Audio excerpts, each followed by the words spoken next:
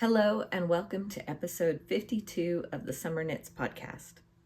It's been a hot minute since I've had time to podcast, so for anyone who's new here, my name is Summer. I'm a knitter and spinner, and I live in Tulsa, Oklahoma with my family, my big fluffy dog, and our chickens.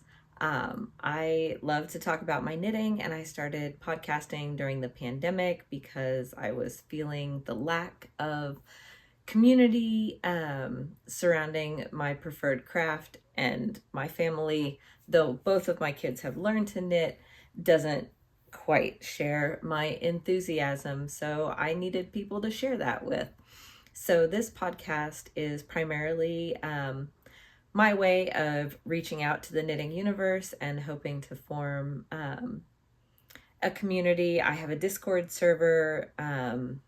We chat there most days, off and on a bit, and you are welcome to join. That is linked below. You can also find me on Instagram as SomerKnits, and I think that might be all the admin. Oh, it really does help, especially for super small channels like mine, if you can give the video a thumbs up and even click that subscribe button. I think I pretty much always forget to say that, so maybe I'll just get that out of the way right now. Without further ado, I would like to jump into my traditional podcast format, which is going to be to start with finished objects and then go into whips, and we'll start with the knitting, and then I do have some spinning to show, and we'll do that after the knitting.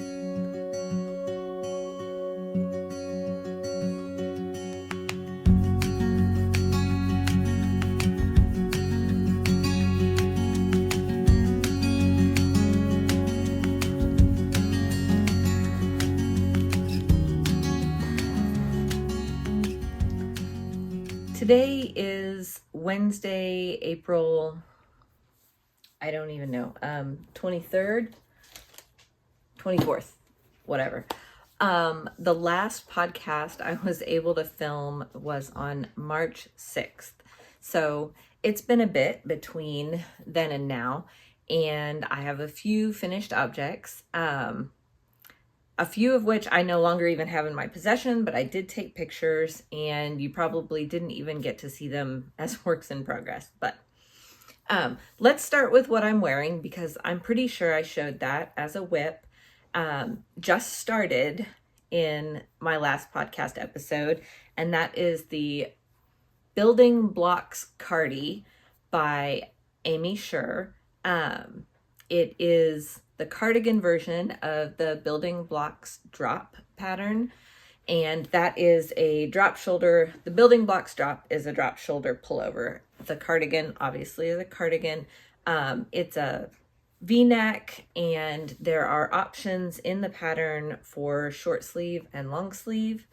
There are options in the pattern for a regular hem or a split hem. There's bust shaping. There's everything you could want. This pattern was excellent. I can't say enough good things about the pattern. It was very easy to work with. I very much enjoyed it. I love the finished piece.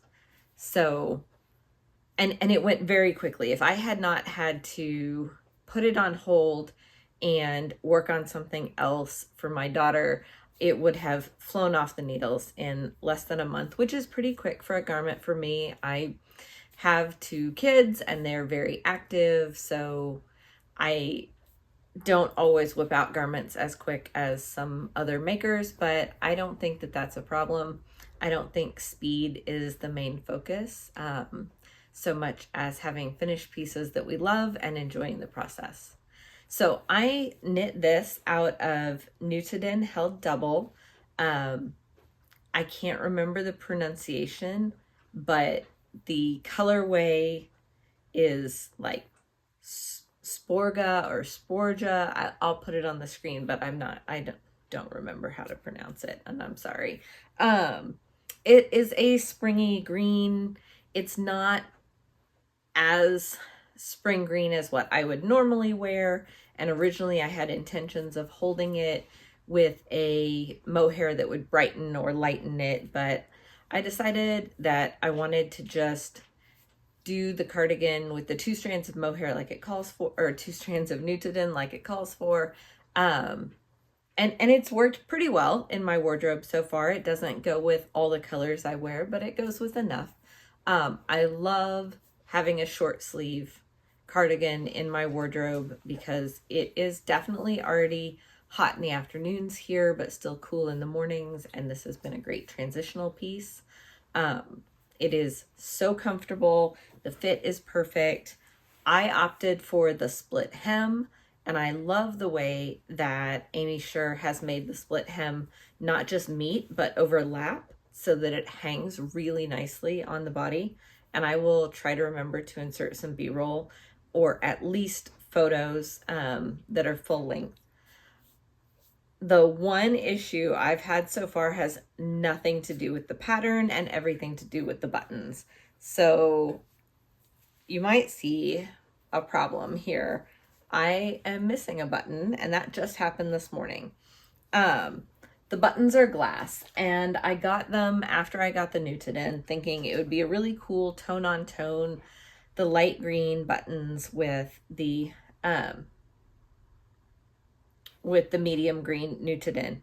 And this morning, when I was getting it out of to put it on, one of the buttons very lightly hit the tile floor, and the back of the button broke.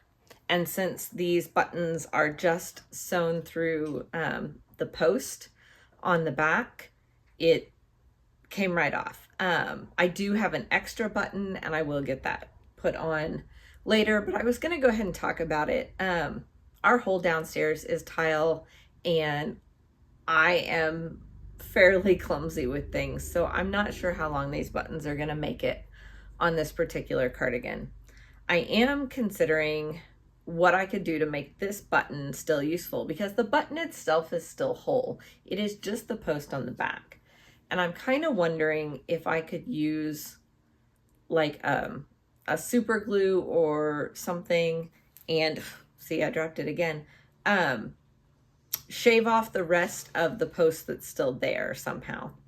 I have no idea how, but my husband is handier than I am, and I would ask him first.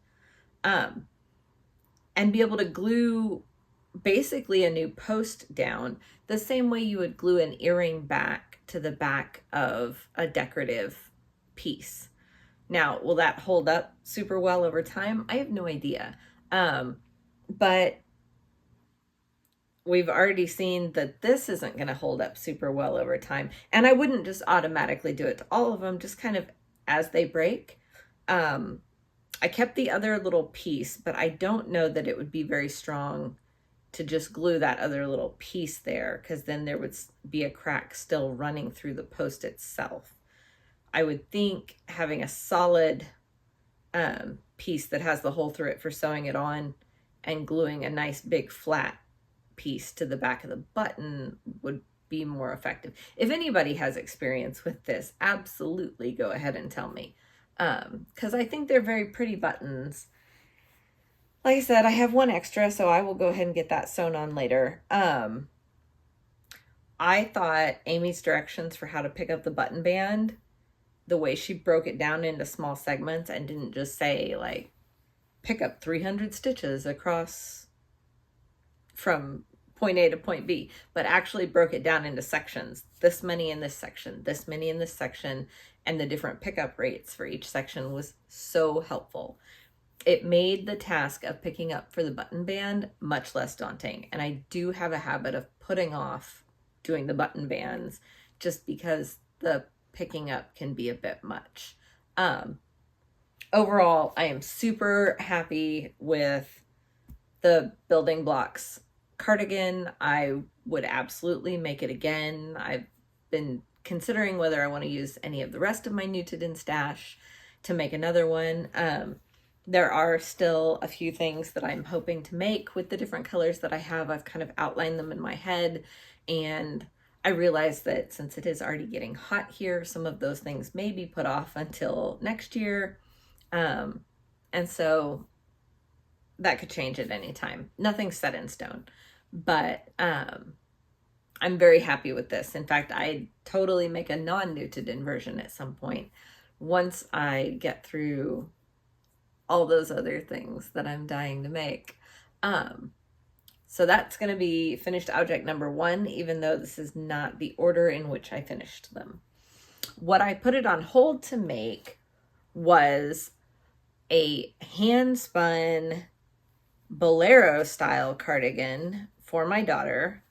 The pattern is Rhodey by Andy, I think it's Sutherland. I'll put it on the screen. However, she is no longer selling her patterns. I believe the explanation she posted back before she shut them down was that pattern support had become not necessarily overwhelming, but like she was no longer able to provide pattern support, and so she didn't feel it was right to continue to sell the patterns. So while they are still listed in Ravelry and you can still see them, they are no longer for sale. I had Rhodey, which is this pattern, already in my library, but I admit I did go through and buy a good half dozen of her patterns before she took them down, because I do like her style. She's got kind of a retro style to the way she shaped garments and things, and I'm really glad I got this one. So this is the back. It is made in pieces, not unseamed. Like there's no seaming. It's just that you do some picking up and joining and things. So there's the back panel. And of course you have your front panels, and it is actually made bottom up. So you've started at the bottom and done the whole thing, and then split for sleeves, finish off the back and then the fronts. The sleeves are, the way they lay is excellent, because you pick up for them and then do a sleeve cap with short rows before continuing down. And then at the very end, there is a continuous ribbing edging that goes all the way around the entire body of the cardigan, bolero, whatever you'd like to call it. So I believe the Rhodey actually calls for worsted weight yarn. I have knit it at a more, I mean, the gauge is the same, but a more open, it's more open than it would be if you followed her actual yarn recommendations, because this handspun came out to a DK weight and it called for a worsted weight, and I got gauge, and I don't mind it being more open. Our climate is pretty warm, so I'm not sure what else to say about it. I can't remember the needle size. I want to say it was on 6s and 7s, or maybe it was 7s and maybe 5s for the ribbing. It was a really nice knit. I worked on it for the most part on our spring break trip to go skiing, and it made for an easy enough pattern that it's a 4-row repeat, and that's able to just get to where you can just look at it and tell where you are. But also with the shaping and things, there's enough interest that it's not just like stockinette in the round where I can be easily distracted by things. There's enough paying attention and doing things that it kept my interest, but it was still a small enough project to carry around. And I think it came out really nice.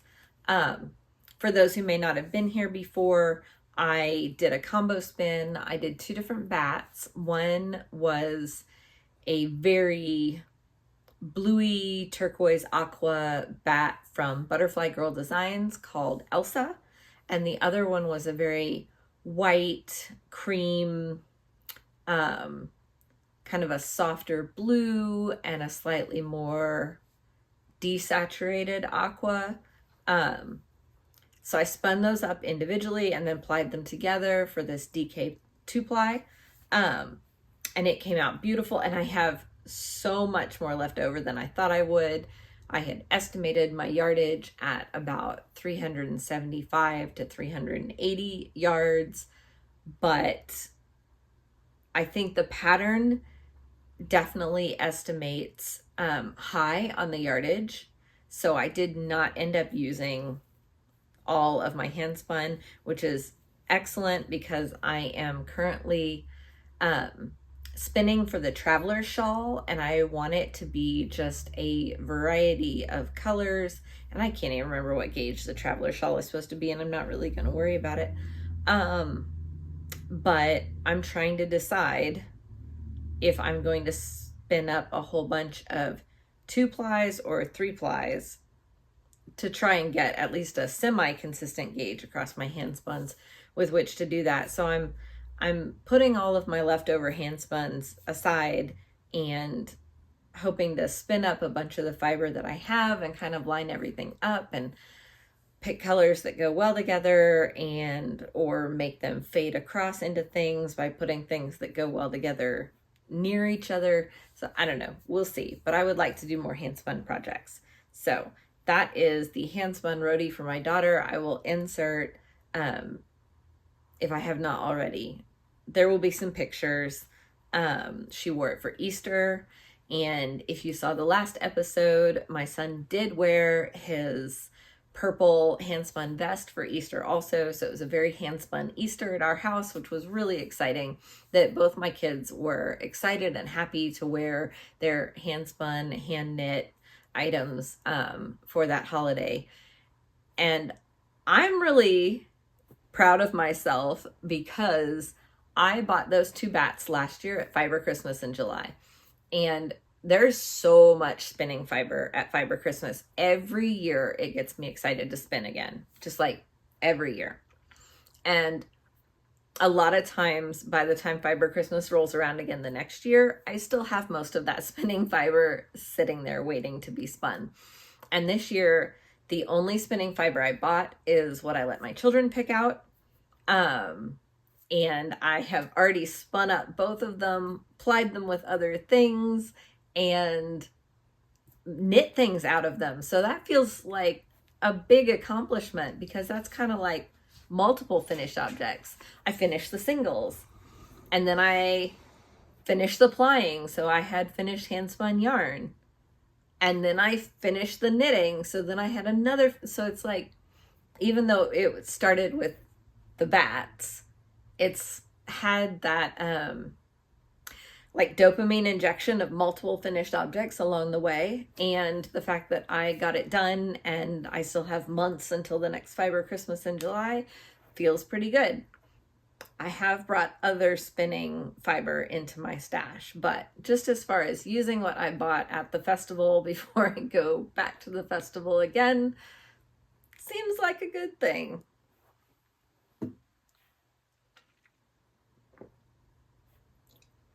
It is a heavy water day because the weather outside is being weird. It was supposed to rain a lot and it did not. The pollen is everywhere, so we're just going to have frequent water breaks.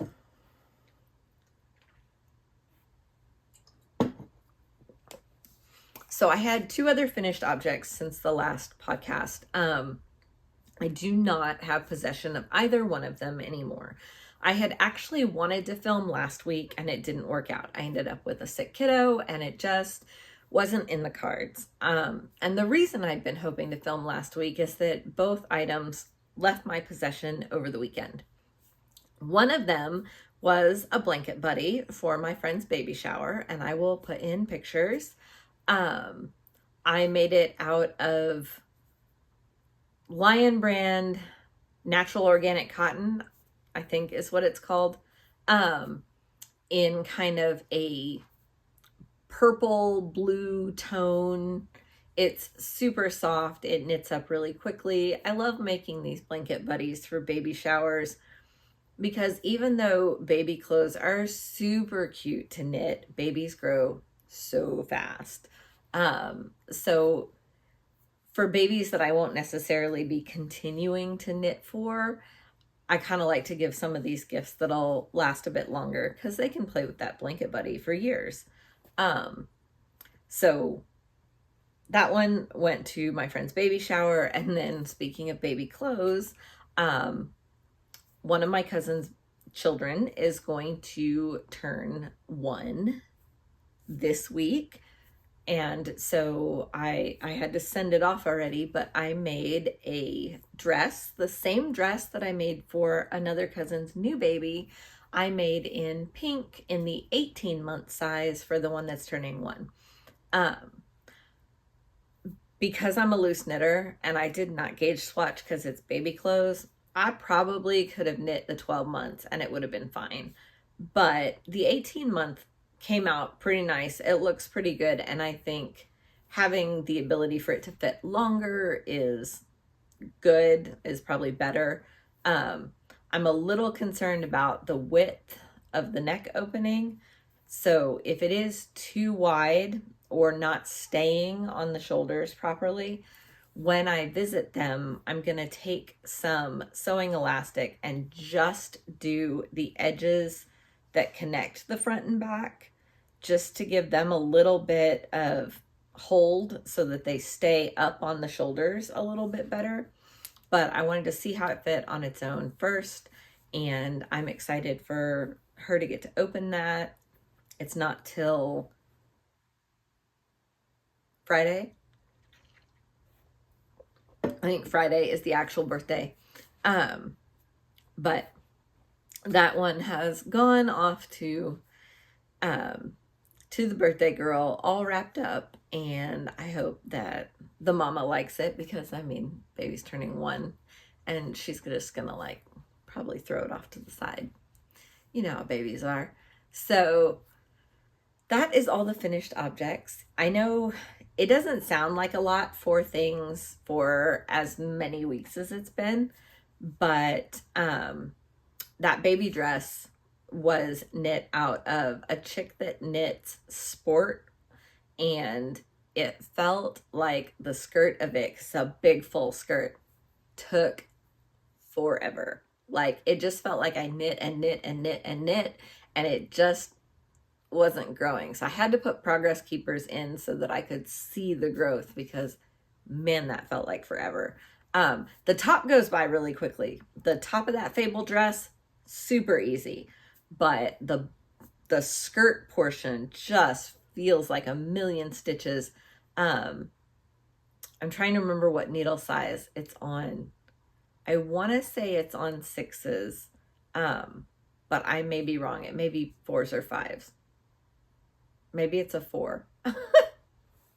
I am terrible with that. I do try these days to put the needle size that I used in my Ravelry project page. Sometimes I fail at that, and that's why I try never to take the needles out of the bag while I'm working on the project, because I will for sure forget or lose the note. Oh goodness, sorry. I will lose the note I wrote to myself telling me what needle size I was using. So I just don't take the needles out of the project bag until I finish the project, if I can help it. Anyway, if there's anything I missed on any of those projects, feel free to let me know. I will put all the details in the description box below, but I'm very happy with all 4 finished objects. And as you'll see in just a second, I have one of them going again on the needles. In fact, why don't we just do that one right now? We'll do it first. I have started another blanket buddy. So originally, the one I just gave at the baby shower, I had cast on thinking it was going to be for my daughter's teacher. But then when I got this baby shower invite, I was like, oh no, this color would be perfect for this mom. And then I had my daughter pick out a color for her teacher, and her teacher is really into greens. So I started the bottom of another blanket buddy. I believe I'm using size 8 needles. The actual pattern calls for 10.5s, but as a super loose knitter, if I did 10.5s, it would just be much too open of a gauge. and it's going to look like a hot mess because I'm just using Lily Sugar and Cream as one strand, and TLC Cotton Plus, so 2 worsted weight yarns. The Cotton Plus is actually 51% cotton, 49% acrylic, and this was just like, we're talking like 15-year-old random stash yarn that was up in my cotton bin, and I have an entire bin of cotton, and it ranges from super soft organic cottons to just plain old dishcloth cotton. So I'm holding these two together to make a thicker yarn, and that is the result. And the nice thing about using cotton for the blanket buddies is it is easy for the parents to take care of. It can just be thrown in the washer. I love doing the body of these because it's super mindless. If you've ever done a grandma's favorite dishcloth, it's the same concept basically, except that at a certain point you put in arms, and then at a certain point you stop to do the head. So I love this pattern. It's from 101 Designer One Skein Wonders, and it is definitely one of my go-to baby shower patterns. Especially if I don't know the parents well, or I don't have a lot of time. I don't even want to say that because I just like the pattern so much that I've given it to my cousin. I just gave it to my friend this weekend. But like, I also think it's okay for a teacher because it's not so personal that it feels like an odd gift. But it's cute enough that it's usually still oohed and awed over and really appreciated. I don't know. If you're looking for a nice, quick baby shower knit that's not a hat or a tiny baby sweater, because I used to do hats all the time and they just grow out of those quickly too. I just really like the Blanket Buddy. It's such an easy little bunny. And totally gender neutral, just a bunny. So the more bunnies, the merrier. I will probably continue to make blanket buddies as gifts for pretty much ever. That pattern is just going to be like ingrained on my brain. But that is in one of my little Tom bin bags and just ready to be carried around anytime to work on. So that's my easy project right now. Not that the other one is hard, but I almost always have a garment going. So my garment whip is the Traveler Shell by Andrea Mowry. So it is a bottom-up pattern. As you can see, I am still below the split for sleeves. You need 11 inches of the stitch pattern measured from the cast on edge before you split for sleeves, and I am at 9. So I'm almost at the sleeve split. There is an expectation that the stitch pattern grows about 1 inch vertically. I did, just to check and see how I was doing, steam block a section of it and measure last night. I am so happy with this. Now, I wanted to get this started right away as soon as we got past Easter and I finished this, because I have done Andrea Mowry's March to May knit along every single year since she started it. And I was a little panicked that it was going to get away from me without me doing an entry for that knit along this year. I am feeling a lot better about it. It is a little bit slow going because the ribbing is definitely on size 2 needles and the body is knit on size 4 needles. That's US sizes. So it takes a bit, and it is this exaggerated garter stitch. I forget what she calls it, but once you learn to read it, it gets very easy. You don't really have to keep track of where you are, except that I do know that you have to end on a certain row before the sleeve split. So I will have to figure out which row of the pattern I'm on and make sure I end up on that correct row before I split for sleeves to make the rest of the directions make sense. Goodness, I keep yawning. my husband had to be up at like 3:30 this morning. He had to be at work at 4 a.m. So it was very early when his alarm went off. And even though I went back to sleep, I'm still yawning today. Let me talk to you about these yarns because I adore the color happening here. It is just stunning. And I cannot wait to have this as a finished object in my wardrobe. I'm looking forward to it so much. So the fluffy stuff is Hedgehoge Fibers Alpaca Boucle. It comes with like 600 some odd meters per hank. And it is just gorgeous. Like all the speckling comes from the fluff. And it is soft, and it can be difficult because it does catch on itself a lot. It is not easy to frog, and if you make a mistake, it can be very difficult to unknit.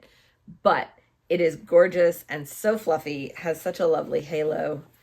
And then I'm almost at the end of this particular ball, but the lace weight yarn that I'm holding with it is a KnitPicks gloss lace, and the gloss lace is 70% merino and 30% silk.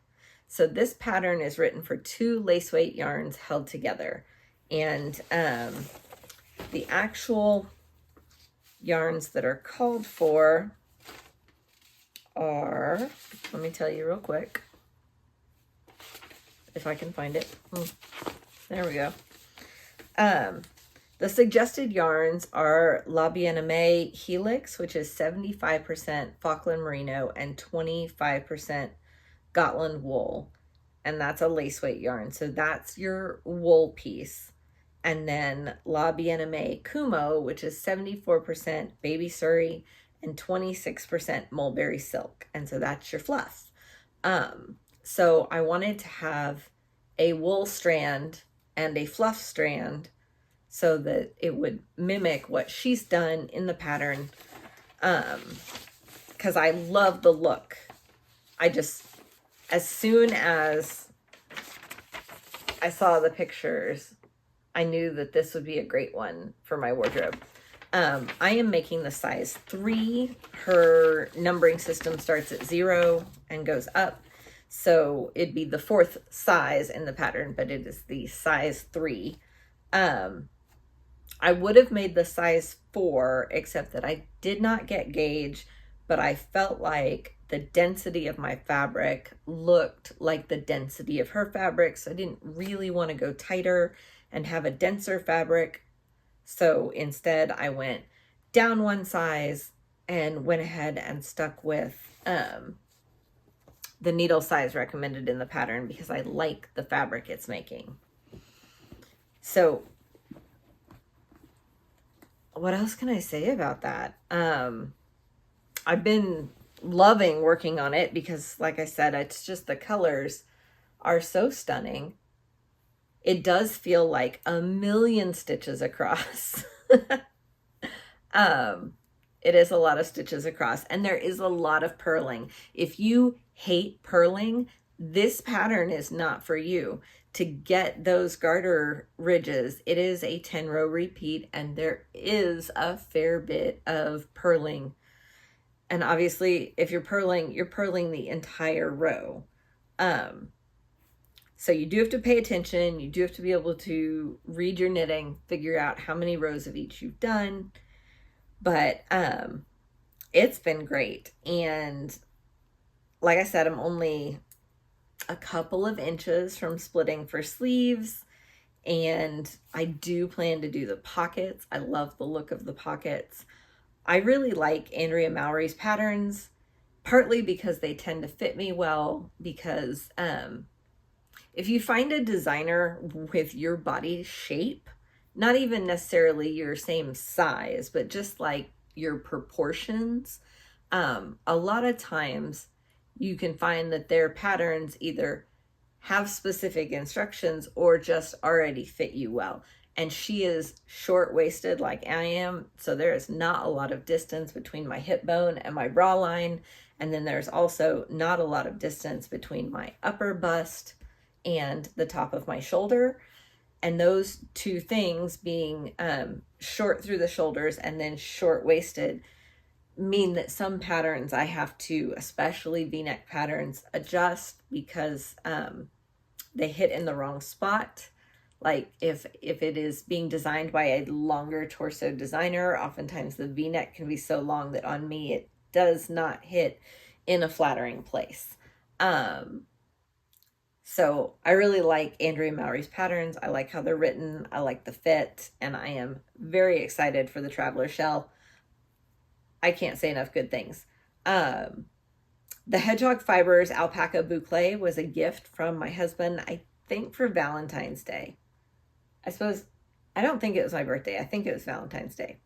And then if anyone's been around a while, you might remember that I also got 2 skeins of a pink alpaca boucle for Christmas, and I've had some thoughts on that. I'm thinking maybe the featherweight sweater, I think it's called, by the Knit Pearl Girl, or I don't know. There's a few I've been considering. I'm really into cardigans right now because they do feel way more useful for me in the climate I live in. I have been wearing the heck out of my Amapola cardigan, which you might remember from the last episode, because it's not overly hot and it's light and fluffy. I wear that all the time. I've also been wearing my Building Blocks Cardi, so I think the Traveler Shell is going to fit perfectly into my wardrobe. I'm just so excited for this one.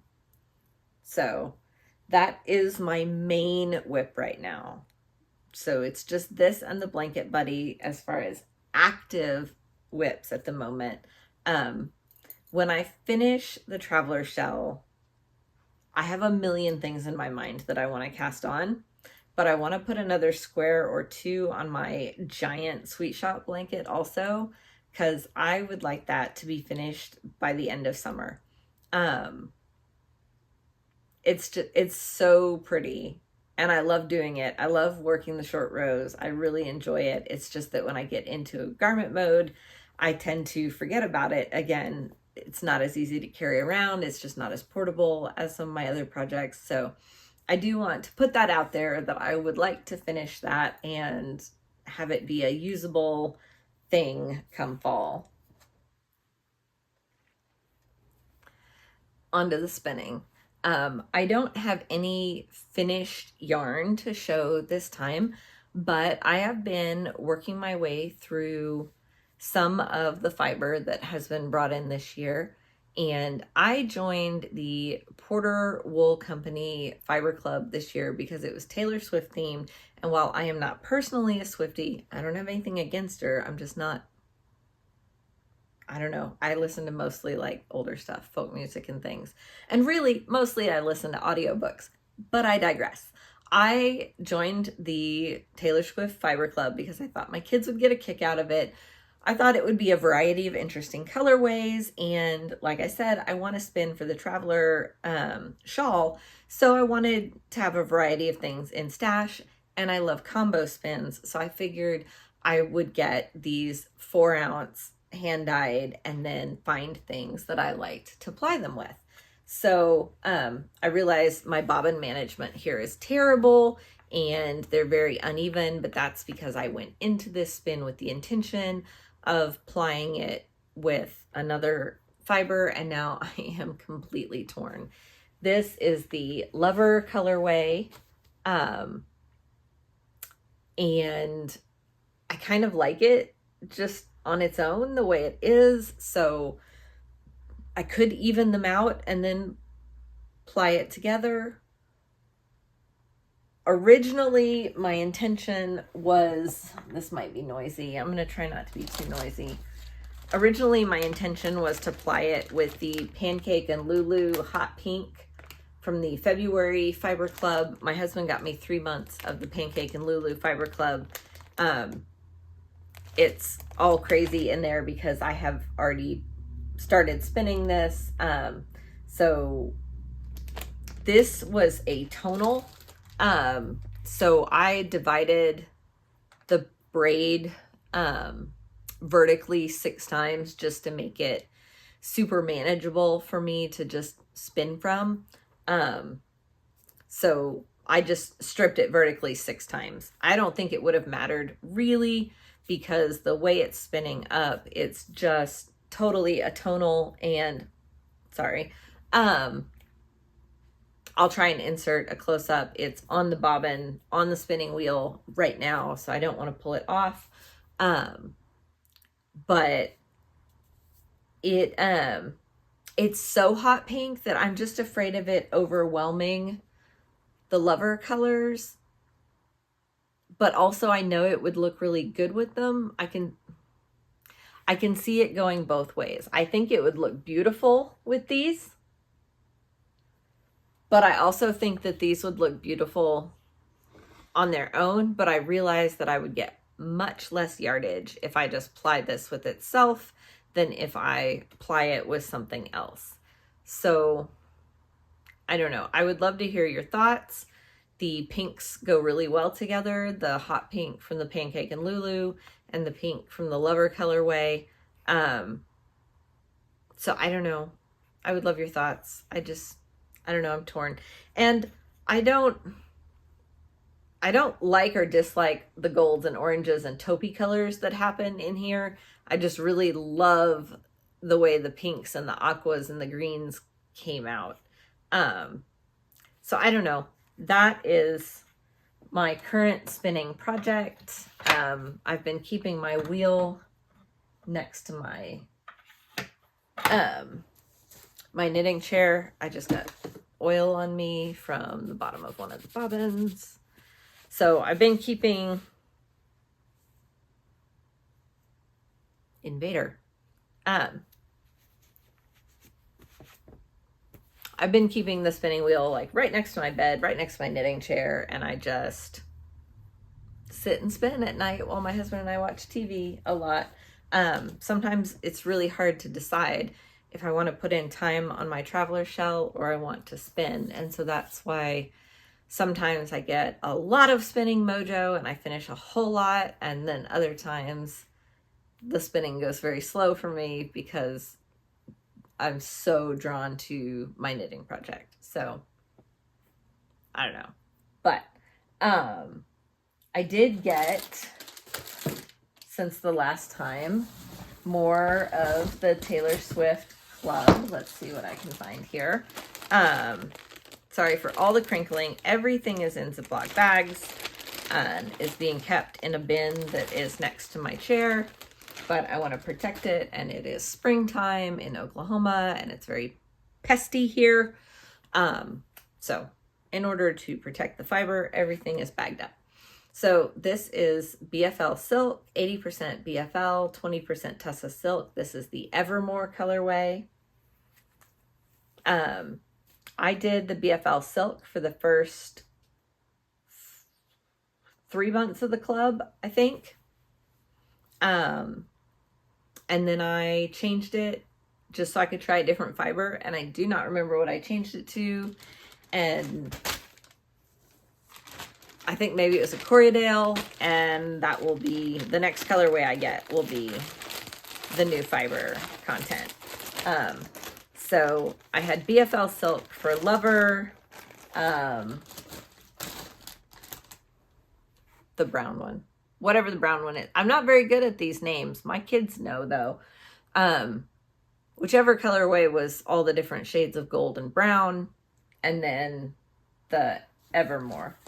I have no idea what I'm going to apply those things with. I think in order for me to like the goldy brown colors, I'm going to have to apply it with something with some color, but I don't know. I might spin that one with the intention of using it for my husband or my son and then not. I don't know. I haven't even gotten that far in life. So, oh, Fearless. That was the brownie goldy one. I'm sure all of you who are Swiftie people are out there yelling like, how do you not know? But anyway, that was Fearless. I can't remember if I showed that last time or not, but no solid plans for that one yet. The Lover one, though, was definitely my colors. I was very drawn to that and wanted to get that spun up like right away. I think that is it. I'm not super into doing the acquisitions section unless it's something special like a souvenir or something super interesting. The only acquisitions have been that I did have to place a KnitPicks order to have the gloss fingering or gloss lace weight to hold with my Hedgehoge fibers, because I did not have a lace weight in stash that was an appropriate color or appropriate yardage in order to make the traveler shell. So that is both a whip and an acquisition. But other than that, I'm really trying to knit from stash. I have lots of ideas, so many ideas. I have a list going in my planner of what, when I look at yarns in my stash, if I'm like specifically inspired and I don't want to forget the vision I had, then I will write it down. The Rhodey looks so good on my daughter that I really want to make one for myself. And I have a creamy pink speckled yarn that is a DK. And I think I'm pretty happy with DK weight for the Rhodey. It's a DK, and I'm not sure if the yardage is quite enough, but I have a matching solid cream color skein that the dyer sold me to go with the two creamy pink skeins with the speckles. At the time, I had been chosen for a test knit that needed that additional yardage, so I was going to use the cream for all the ribbing and accents. And then that designer decided to pull that test knit, and she's never brought it back. So I think I'm going to do the body of the Rhodey with my cream and pink speckle, and then all of the ribbing with the cream color. And I think that will get me to the appropriate yardage. And I see that as a really useful piece. It looks so good on my oldest. She looks so cute on Easter. The fit is perfect. I'm hoping she doesn't grow too quickly, because I'd really like her to be able to wear this for a while, because it is just so pretty on her. And like I said, I enjoyed the pattern, so I don't think I'll mind doing it again. I know I'm not always much of a pattern repeater. Like, I always think I want to do more of a pattern in other colors, but then it's kind of like, well, I've climbed that mountain, and so I want to climb a different mountain. So I get torn between, I know I love this finished object, I could do it in other colors, or I haven't tried this new shiny thing, maybe I should try this now. So that's where I am. I'd love to hear what you're working on, what you're up to. We're in a climate where it's getting warmer. You may be someplace where it is not yet getting warmer, or it is actually getting cooler. And so I'd just love to hear, you know, how it is where you are, what you're working on. I have been reading a ton recently, and I feel like I would just overwhelm everyone if I tried to go into all the books. But I am on Storygraph, and I am SomerKnits on Storygraph. Feel free to follow or friend me there if you want to keep up with everything I'm reading, because it really spans all different kinds of genres. A lot of romance, I do admit that. And I am currently reading the Nancy Warren Knitting Vampire Mystery series, and they're just fluff. They're just fun. I like them because there's no serious emotional investment, so they're not heavy. And sometimes I just need something light to read because the world is heavy, and I don't necessarily want more heavy. So I've been enjoying those and listening to a variety of Ali Hazelwood and Emily Henry and a number of other people on audiobook in the car. I'm currently listening to Queen Charlotte, which is a Bridgerton spinoff book. I'd already seen the series, and it really sticks almost exactly to the series, but it's an enjoyable listen. So that is pretty much everything.